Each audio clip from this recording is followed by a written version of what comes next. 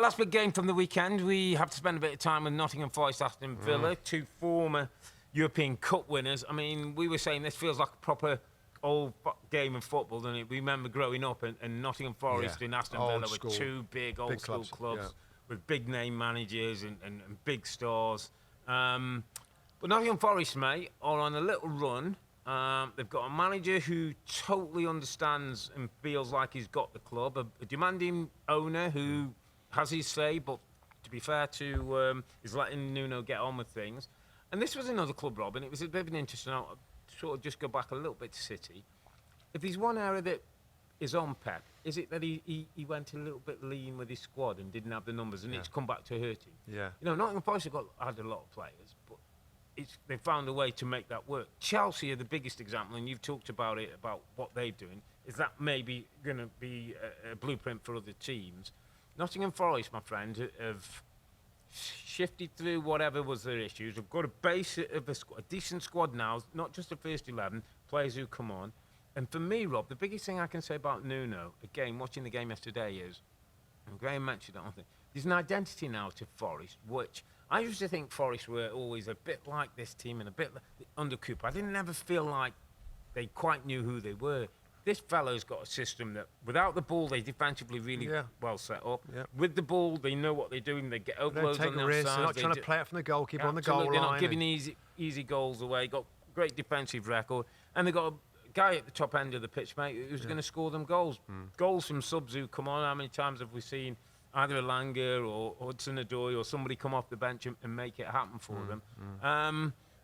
Can't say enough good things about Forest. Can't say enough to how good it is to see Nottingham Forest at the top end of the table. I think everybody in our position, Rob, are very quick to criticise coaches, but also owners, right? And when you saw Marinakis and the players that were coming into the club and the manager situation, he comes down, he gets involved. It's like, wow, this guy.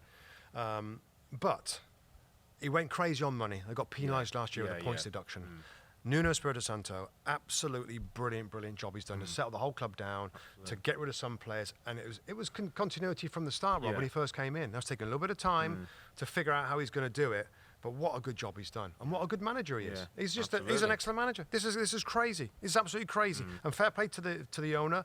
For a little scattergun, bring every But look, and he took risks, and he got punished for it. He broke the rules. He got punished for it. But now, I mean, this is marvellous, and what a good club for this to be happening. So long out of the Premier League, so long, and they're loving it, and we saw this with Wolves with Nuno. The fans loved him, and it's happening right now again at Nottingham Forest. I mean, Steve Cooper did a brilliant job to bring him back up, but he's taken it to another level. And fair play to those big decisions that were made. All that being said, great game by the way, and Villa were good. It was a good game. Villa much more engine, much more like it. Just especially after Champions League, everybody thinking it wasn't to do with tiredness and 2 late goals from Forest. Great scenes at the end, wasn't it, when Langer scores the second goal and it goes in with the crowd and the place is jumping. City ground, special place to watch your football. One thing we've got to mention, the Emi Martinez save. Oh gosh, yes. Wow. Well, there's a lot of big statements being said about a lot of big statements. It's definitely in the conversation of one of the best saves in the Premier League of all time.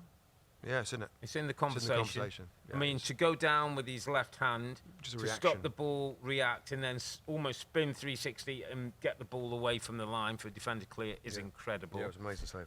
It's up there with one of the best saves I've ever seen, I would say.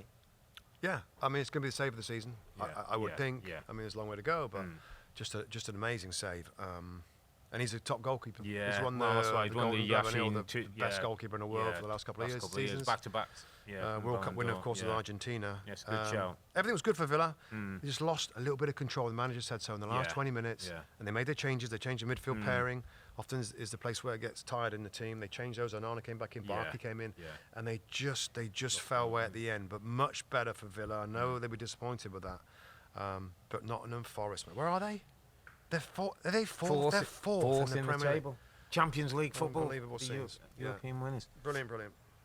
Hi there, I'm Rebecca Lowe, studio host of NBC's coverage of the Premier League. Don't forget to hit subscribe to watch more videos all season long. And if you want even more Premier League content, from original series to live matches, head over to Peacock.